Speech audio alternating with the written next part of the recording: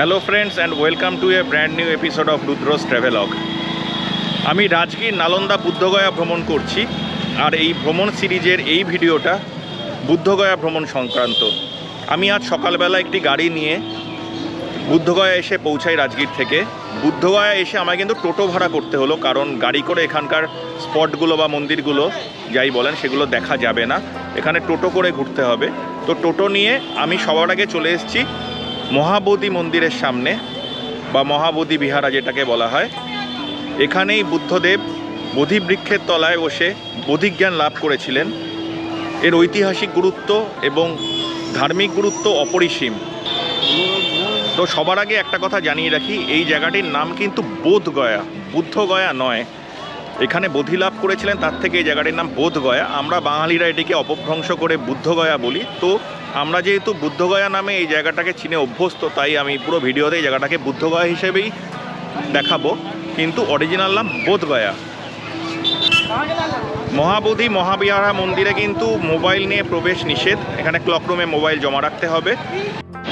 আমরা ক্লকরুমে মোবাইল জমা রেখে ক্যামেরার জন্য টিকিট কাটিয়ে নিলাম। আর 300 টাকার টিকিট দিলেন ক্যামেরার জন্য, ভিডিও ক্যামেরার চার্জ এখানে 300 টাকা। এন্ট্রি করব মহাবোধি মহাবিহারায়।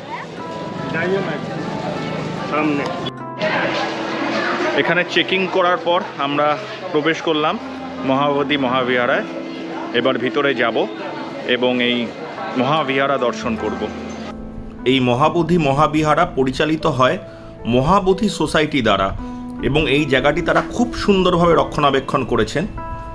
মূল মন্দিরের যে চূড়া আপনারা দেখতে পাচ্ছেন, ওই যে চূড়া, আমরা এবার মূল মন্দিরের দিকে এগিয়ে যাব। এই মন্দিরের পরিবেশ এত সুন্দর যে এখানে ঢোকা থেকে মনের মধ্যে একটা প্রশান্তি অনুভব করছি আমরা মহাবোধি মন্দিরের ঠিক সামনে এসে উপস্থিত হয়েছি। মন্দিরটি দারুণ।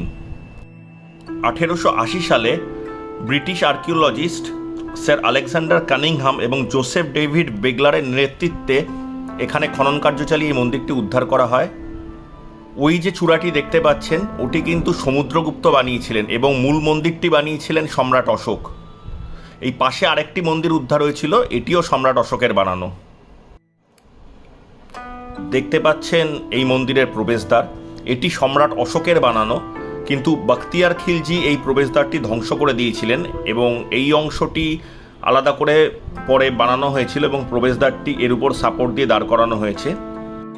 এই প্রবেশদ্বারটি যে বহু পুরনো তা এটিকে দেখেই বোঝা যায়, এবং এর উপর যে সূক্ষ্ম কারুকার্য ছিল তা বেশিরভাগটাই ধ্বংস হয়ে গেছে, কিন্তু অল্প স্বল্প প্রমাণ এখনও অবশিষ্ট রয়ে গেছে। প্রবেশদ্বারটির ঠিক পাশেই আছে সম্রাট অশোকের বানানো বুদ্ধের চরণ যুগল, এবং এখানে একটি বুদ্ধের মূর্তিও আছে আমরা দেখতে পাচ্ছি।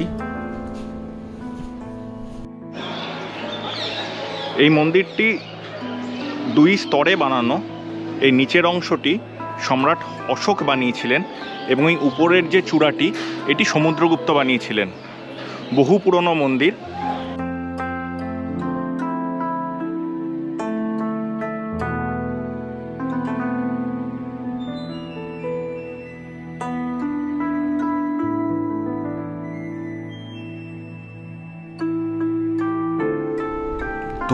দুই সালে এই মন্দিরটি ইউনেস্কোর ওয়ার্ল্ড হেরিটেজ সাইটের মর্যাদা লাভ করে।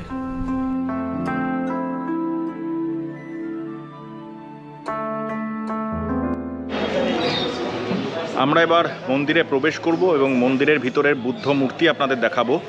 এই বুদ্ধ মূর্তি পাল সাম্রাজ্যের রাজা মহিপাল উপহার দিয়েছিলেন এই মন্দিরে, এবং এই মূর্তিটি পুরো ব্ল্যাক স্টোনের, এবং এর উপরে গোল্ড পলিশ করা হয়, এবং এর মাথায় ডায়মন্ড আছে, বুদ্ধের মাথায় ডায়মন্ড বসানো আছে, আর হাতে ভিক্ষাপাত্র আছে। তো চলুন ভিতরে ঢুকে মূর্তিটা দর্শন করি। ভিতরে কথা বলা এবং শব্দ করা নিষেধ, তাই ভিতরে কোনো কথা বলবো না।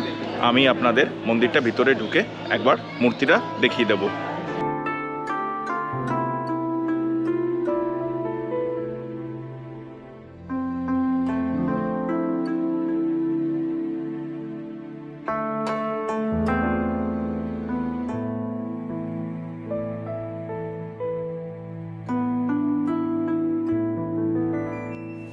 ভিতরের বুদ্ধ মূর্তিটি যতটা সুন্দর ততটাই সুন্দর এই মন্দিরের বাইরের দেয়ালে বানানো অন্যান্য বুদ্ধ মূর্তিগুলো।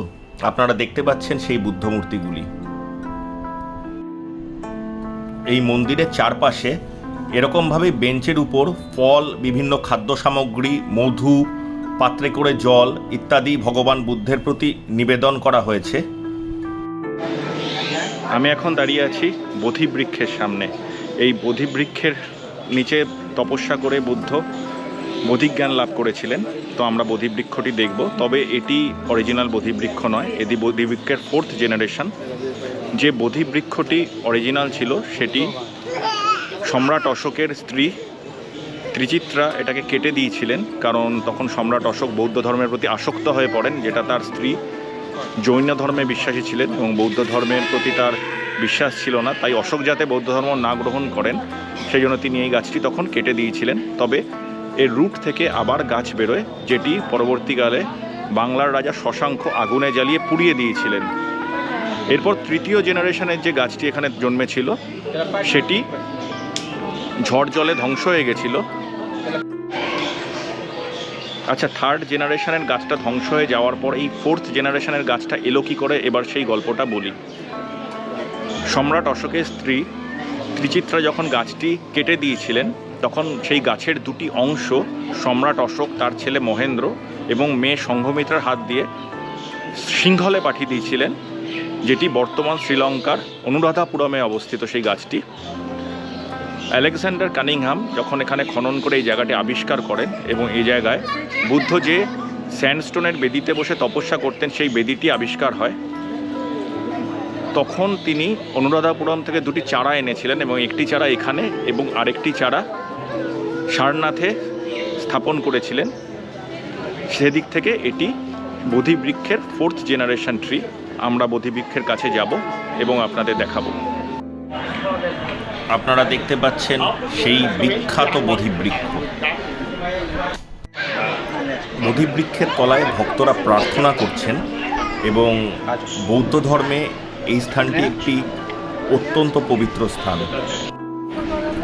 সম্রাট অশোকের বানানো আরও 2টি বুদ্ধের চরণ যুগল এই বোধিবৃক্ষের তলায় আছে।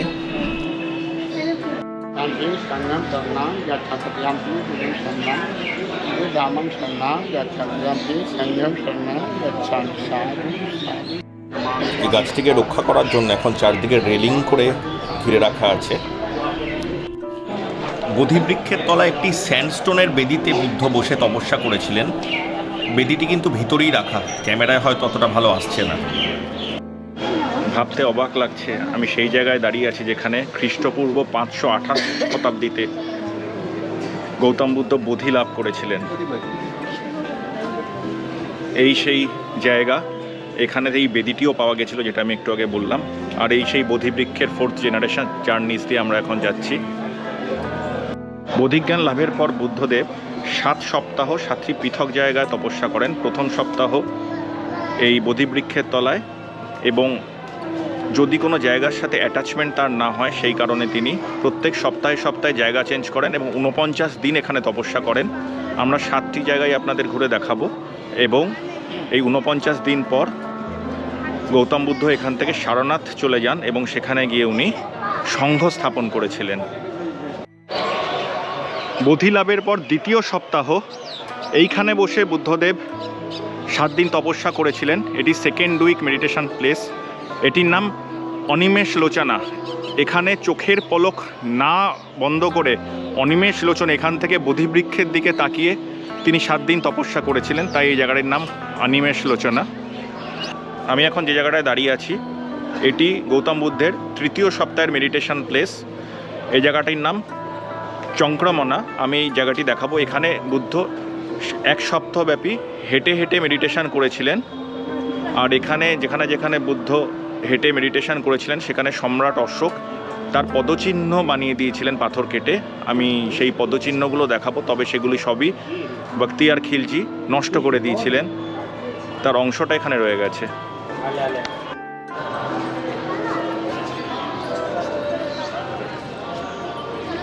দেখতে পাচ্ছেন সেই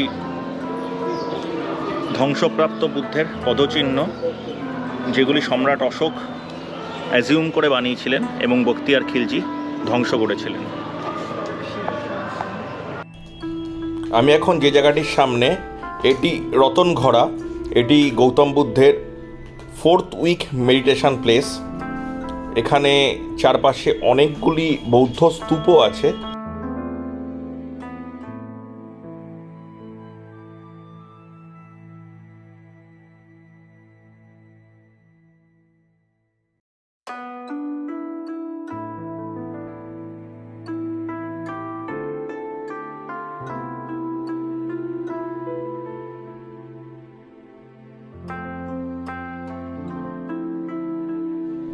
আমরা এবার এসে পৌঁছেছি গৌতম বুদ্ধের 5th উইক মেডিটেশন প্লেসে। জায়গাটির নাম অজপালা নিগ্রোধা ট্রি। নিগ্রোধা ট্রি মানে বটবৃক্ষ। এখানে একটি বটবৃক্ষ ছিল যার তলায় গৌতম বুদ্ধ তপস্যা করেছিলেন। বটবৃক্ষটি ধ্বংস হয়ে গেছিল এবং এখানে এই পিলারটি সম্রাট অশোক নির্মাণ করেছিলেন। আমি এখন যে জায়গাটায় এসে পৌঁছেছি, এখানে 100 ফুট উঁচু অশোক স্তম্ভ ছিল যার মাথায় 4টে সিংহ ছিল। এটি বখতিয়ার খিলজি কেটে ধ্বংস করে দিয়েছিলেন এবং এই ধ্বংসস্তূপ থেকে একটি মাত্র সিংহ উদ্ধার হয়েছিল, যা বর্তমানে কলকাতা মিউজিয়ামে রাখা আছে। এখানে ছাড়াও সারনাথেও অশোক স্তম্ভ পাওয়া গেছিল, যেটিকে অরিজিনাল অশোক স্তম্ভ হিসেবে বিবেচনা করা হয় এবং সেই অশোক স্তম্ভে 4টি সিংহই পাওয়া গেছিল, যা সারনাথ মিউজিয়ামে রাখা আছে। দেখতে পাচ্ছেন গৌতম বুদ্ধের ষষ্ঠ সপ্তাহের মেডিটেশনের জায়গা। এখানে ষষ্ঠ সপ্তাহে গৌতম বুদ্ধ মেডিটেশন করেছিলেন। সেই সময় প্রচণ্ড ঝড় বৃষ্টি শুরু হয়েছিল এবং এখানে মুচলিঙ্গম শেষনাগ এসে বুদ্ধের মাথায় ছাতা ধারণ করেছিলেন। সেরকম একটি রেপ্লিকা এখানে বানানো আছে। আলেকজান্ডার কানিংহাম এখানে এই পুকুর খনন করে এই বুদ্ধ মূর্তিটি এখানে স্থাপন করেছিলেন। আমি এখন যে জায়গাটায় দাঁড়িয়ে আছি, এটা ভগবান বুদ্ধের 7ম সপ্তাহের তপস্যার স্থল। এখানে 7ম সপ্তাহ মেডিটেশন করেছিলেন ভগবান বুদ্ধ এবং এখানে দুজন বার্মার ব্যাপারী বুদ্ধর শরণে আসেন এবং তারা বুদ্ধং শরণং গচ্ছামি, ধর্মং শরণং গচ্ছামি বলেন। তখনও সংঘের সৃষ্টি হয়নি, তাই সংঘম শরণং গচ্ছামি এখানে এই মন্ত্রটা উদ্ভব হয়নি। এখান থেকে বুদ্ধ সারনাথে চলে গেছিলেন এবং সেখানে সংঘ প্রতিষ্ঠা হয়। তার থেকে বুদ্ধং শরণং গচ্ছামি, ধর্মং শরণং গচ্ছামি, সংঘং শরণং গচ্ছামি এই পুরো মন্ত্রটি তৈরি হয়। এই জায়গাটির নাম রজয়াতনা। 49 দিনব্যাপী বুদ্ধের তপস্যা এখানেই সমাপ্ত হয় এবং এখান থেকে তিনি সারনাথ চলে গেছিলেন। আমি এখন যে জায়গাটায় এসেছি, এটি সাধনা স্থল। এখানে বুদ্ধিস্ট মঙ্করা মেডিটেশন করেন। আপনারা দেখতে পাচ্ছেন সেই সাধনা স্থল।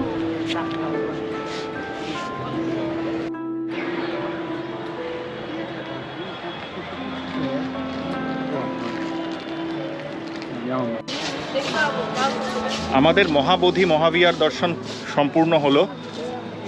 খ্রিস্টপূর্ব 528 শতাব্দীতে এখানেই এক রাজার সন্তান সমস্ত ভোগ বিলাস ত্যাগ করে এসে বোধিজ্ঞান লাভ করেছিলেন। ভাবতে অবাক লাগে। খুব ভাল লাগলো এখানে এসে।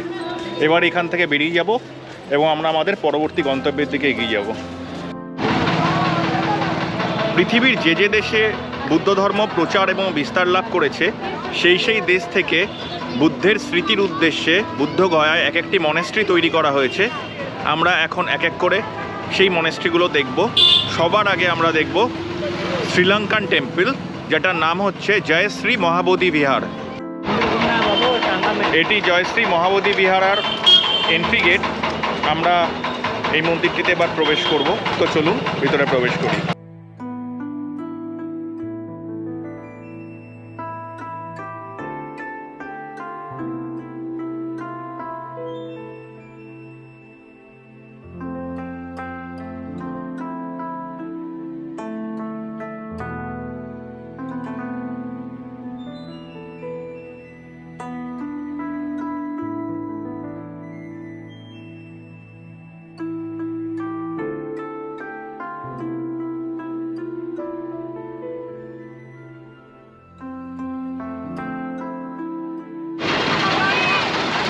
শ্রীলঙ্কান টেম্পলের ঠিক পাশেই আছে টিবেটিয়ান টেম্পল। তো চলুন এবার টিবেটিয়ান টেম্পল আমরা দর্শন করব।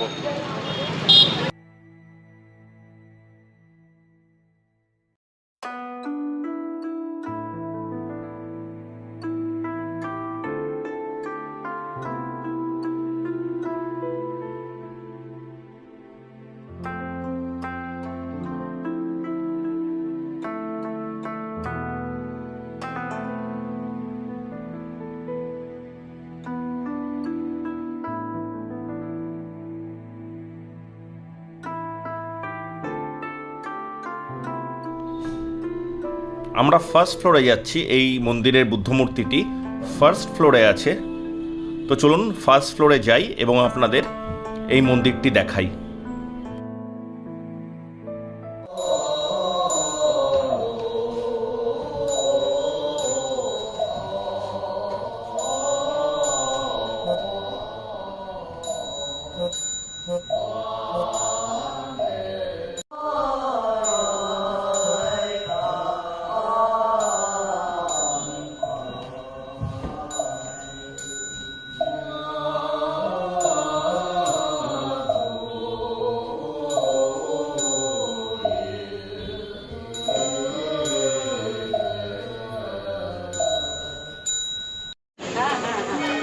আমরা এখন এসে পৌঁছেছি দ্য গ্রেট বুদ্ধা স্ট্যাচু দেখতে। 1989 সালে এই স্ট্যাচুটি উদ্বোধন করা হয়। দলাই লামা এই স্ট্যাচুটি উদ্বোধন করেছিলেন। এই স্ট্যাচুটির উচ্চতা 80 ফুট। তো চলুন ভিতরে যাই এবং স্ট্যাচুটি আরও কাছ থেকে দেখি।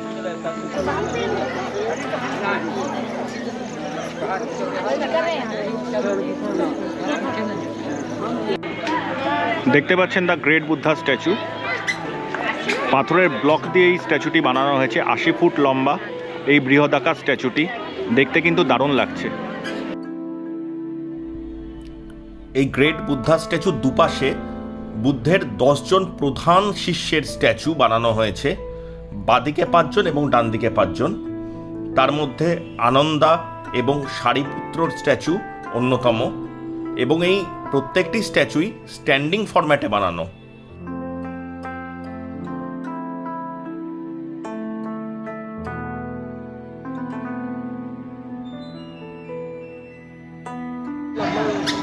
রুশ্মিকে জিজ্ঞেস করি ওর কেমন লাগলো এই বুদ্ধা স্ট্যাচু। কিরে কেমন লাগলো?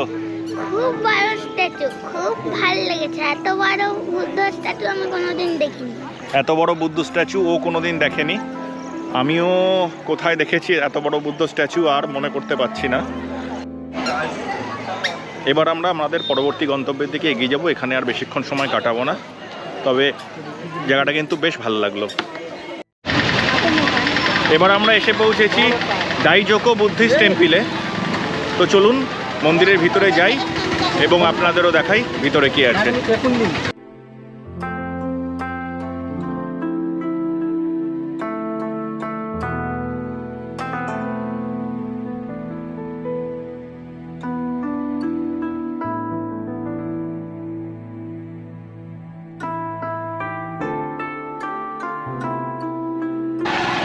ডাইকোজি মন্দিরের ঠিক পাশেই আছে কর্মা টেম্পল।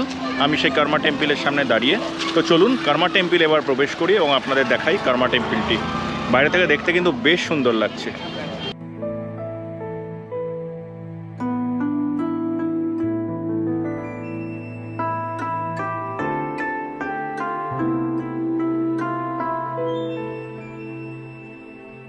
আমরা এবার কর্মা টেম্পলে প্রবেশ করছি। খুব সুন্দর কিন্তু মন্দিরটি।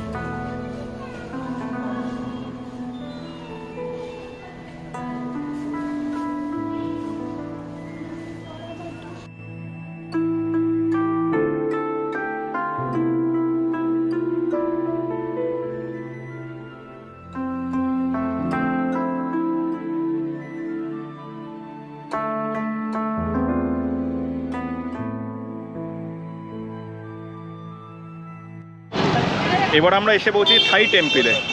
এটি থাই টেম্পলের এন্ট্রি গেট। গেটটি কিন্তু বেশ সুন্দর এবং মন্দিরটিও খুব সুন্দর। আমি ভিতরে প্রবেশ করব এবং আপনাদের টেম্পলটি ঘুরে দেখাবো। তো চলুন ভিতরে প্রবেশ করা যাক।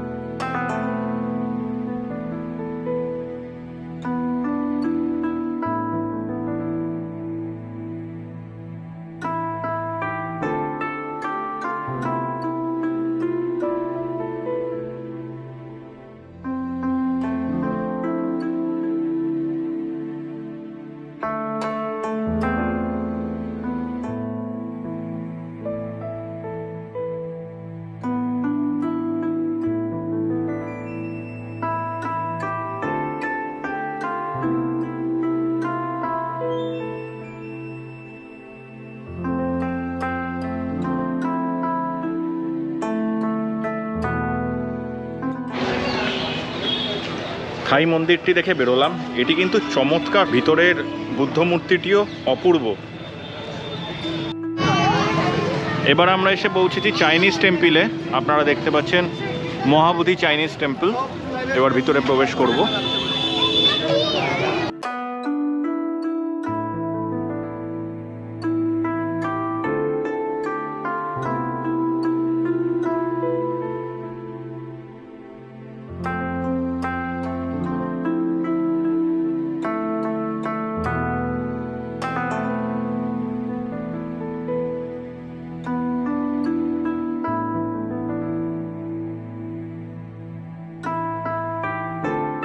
আমরা টোটো ছেড়ে আবার আমাদের গাড়ি নিয়ে বেরিয়ে পড়েছি এবং চলেছি ফল্গু নদীর অপর প্রান্তে। বাকি লোকেশনগুলো আমরা গাড়ি করেই কভার করব। এবার আমি এসেছি সুজাতা গড় বা সুজাতা স্তূপ দেখতে। আমার পিছনে যে স্তূপটি দেখছেন এটি সুজাতা স্তূপ। স্থানীয় লোকের এখানে সুজাতা গড় হিসেবে চেনেন। তো আমি ক্যামেরা ঘুরিয়ে এই স্তূপটি আপনাদের দেখাবো। সুজাতা ছিলেন এখানকার গ্রামের প্রধানের মেয়ে বা গ্রামের মুখিয়া যাকে বলে, তার মেয়ে। গৌতম বুদ্ধ কপিলাবস্তু থেকে এই বুদ্ধগয়া এসে কঠোর তপস্যা করেছিলেন 6 বছর। একদম নির্জলা তপস্যা করেছিলেন। তাতে গৌতম বুদ্ধ একদম জীর্ণ শীর্ণকায় হয়ে গেছিলেন।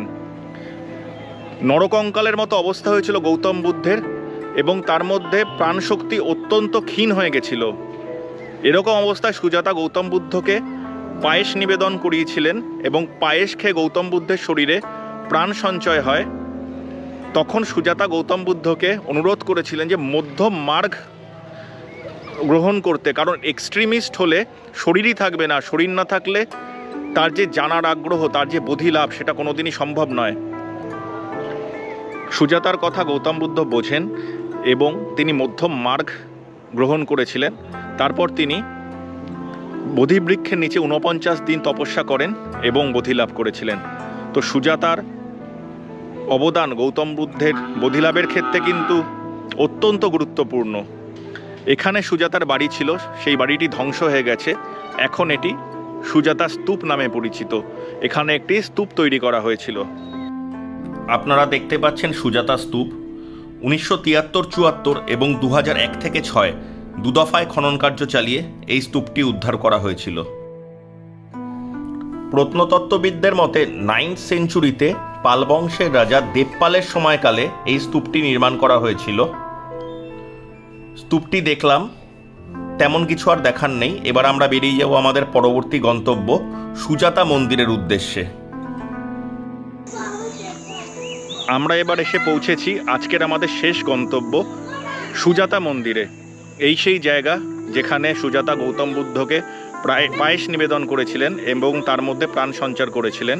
তো চলুন সুজাতা মন্দিরটি একবার দর্শন করে নিই।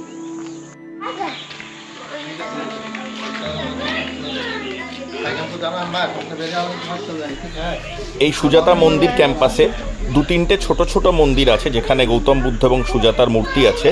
আমরা প্রতিটিই আপনাদের দেখাবো। এই মন্দিরের পাশ দিয়েই বয়ে যেত নিরঞ্জনা নদী, আর এই নিরঞ্জনা নদীর তীরেই কঠোর তপস্যায় মগ্ন ছিলেন গৌতম বুদ্ধ। সেই জীর্ণ শীর্ণকায় গৌতম বুদ্ধকে এইখানেই পায়েস নিবেদন করেছিলেন সুজাতা। চলুন মন্দিরটা আপনাদের ঘুরে দেখাই। প্রথমে আমার পিছনে বিগ্রহটি দেখাই, তারপর পুরো মন্দিরটি ঘুরে দেখাবো।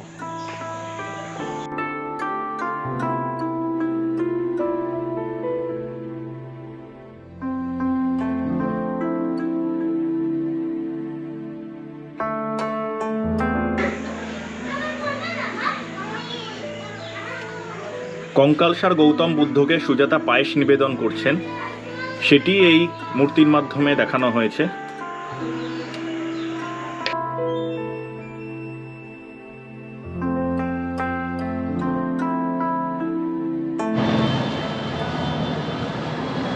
বুদ্ধগয়া ভ্রমণ কমপ্লিট করে আমরা সোজা চলে এসেছি গয়া রেলওয়ে স্টেশনে। আমাদের ট্রেন কাল ভোর 3:40 রাজধানী এক্সপ্রেস, যেটা নিউ দিল্লি থেকে আসছে শিয়ালদার উদ্দেশ্যে। আমরা IRCTC retiring room AC room book করে নিয়েছিলাম, তো আমরা সেই রুমে এসে উঠেছি। আমি একবার আপনাদের রুমটা দেখিয়ে দিই। আপনারা কেউ গয়া স্টেশনে রিটায়ার রুম বুক করতে চাইলে বুক করতে পারেন অনলাইন। রুম কিন্তু বেশ বড় রুম, এসি আছে, আমি ক্যামেরা ঘুরিয়ে আপনাদের পুরো রুমটা দেখাবো। আমরা 4 নম্বর রিটার্নিং রুমটা বুক করেছিলাম। বিরাট ঘর, একটা ডাবল বেড আছে, একটা লোহার আলমেরা আছে এবং আলমেরার দুদিকে দুটো ড্রেসিং টেবিল টাইপের করা আছে যাতে মিরর আছে। এখানে বসার জায়গা এবং সেন্ট্রাল টেবিল আছে। রুমে এসি আছে এবং সিলিংটা দেখুন খুব উঁচু এবং সেই পুরনো দিনের ফ্যান সিলিং থেকে লম্বা রডের সাহায্যে ঝুলছে। এবার আমি ওয়াশরুমটা দেখাই। এখানে একটা ব্যালকনি বা চেঞ্জিং রুম টাইপের আছে আর বাঁদিকে ওয়াশরুম। ওয়াশরুমে গিজার আছে, ইউরিনাল আছে, কমোড আছে, এক্সস্ট ফ্যান আছে, এদিকে বেসিন এবং মিরর আছে। ভোর রাতে গয়া থেকে ট্রেন বলে এই রিটায়ারিং রুমটা বুক করেছিলাম এবং কোনো ভুল ডিসিশন নিইনি। 950 টাকা এই রুমটা ট্যারিফ এবং মোটামুটি এক রাত কাটানোর জন্য স্বাচ্ছন্দ্যে কাটানোর জন্য খুবই ভালো রুম। তো আমরা আমাদের এই রাজগীর, নালন্দা এবং বুদ্ধগয়া সিরিজ এখানেই শেষ করছি। আমি ডেসক্রিপশন বক্সে প্রত্যেকটি ভিডিওর লিঙ্ক দিয়ে দেবো, সেখান থেকে আপনারা পুরো সিরিজটি দেখে নিতে পারেন। আশা করি ভালো লাগবে। আর যদি আমাদের ভিডিও ভালো লেগে থাকে তাহলে ভিডিওটি লাইক এবং শেয়ার করে আমাদের সাপোর্ট করবেন এবং চ্যানেলটি সাবস্ক্রাইব করে পাশে থাকার অনুরোধ রইল। আপাতত এই ট্র্যাভেল সিরিজ আমি এখানেই শেষ করছি। আবার দেখা হবে অন্য একটা বেড়াতে যাওয়ার গল্প নিয়ে। ততক্ষণের জন্য গুড বাই।